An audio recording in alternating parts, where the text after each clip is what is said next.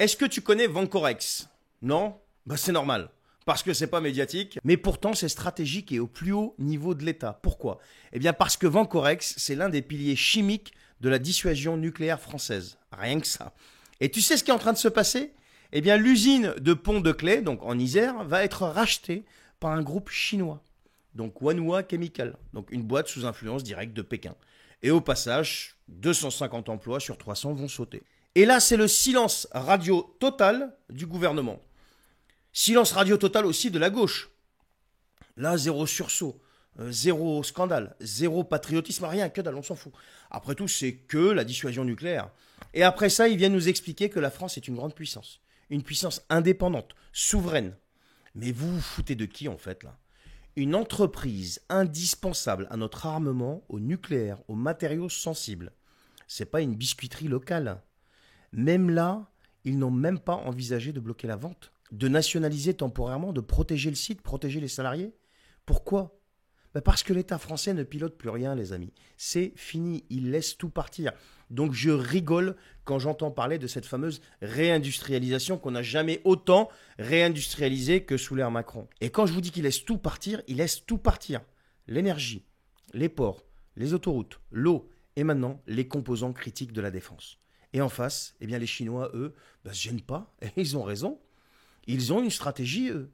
Ils récupèrent les bouts de souveraineté des pays occidentaux morceau par morceau, usine après usine. Tu crois franchement, une seconde, que la Chine vendrait un site stratégique à la France? Tu crois qu'ils accepteraient qu'un groupe français mette la main sur une pièce de leur défense nationale? Et qui plus est nucléaire? Mais jamais de la vie. Jamais de la vie. D'ailleurs, quel pays fait ça, quoi? Mais nous, on dit oui. On déroule le tapis rouge. Voilà. Et on licencie les ouvriers avec. Voilà. Tu sais, Macron, il nous parlait du plein emploi, que les chiffres du chômage, machin. C'est quoi l'objectif au juste, les amis, là? Qu'on finisse désarmé, complètement dépendant et ruiné, et à côté de ça, on va continuer à faire les gros bras avec Poutine. Et attention, le plus grave, c'est pas juste le rachat, c'est le silence qui est complice. Mais personne ne dit rien. Pas un débat parlementaire, pas une indignation de la gauche, pas une prise de parole d'un ministre, pas un veto de l'Élysée, rien, que dalle, que dalle. Et pendant ce temps-là, comme je vous le disais, les mêmes ministres viennent nous parler de souveraineté, de réindustrialisation, de relocalisation. Non mais attendez, vous êtes les premiers à brader le pays et tout ce qui reste avec. Et tout ça dans le silence et l'indifférence générale.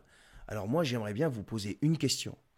C'est quand qu'on va arrêter de confier notre sécurité à des gens qui n'en ont plus rien à foutre? Parce que là, c'est même plus de la négligence, là.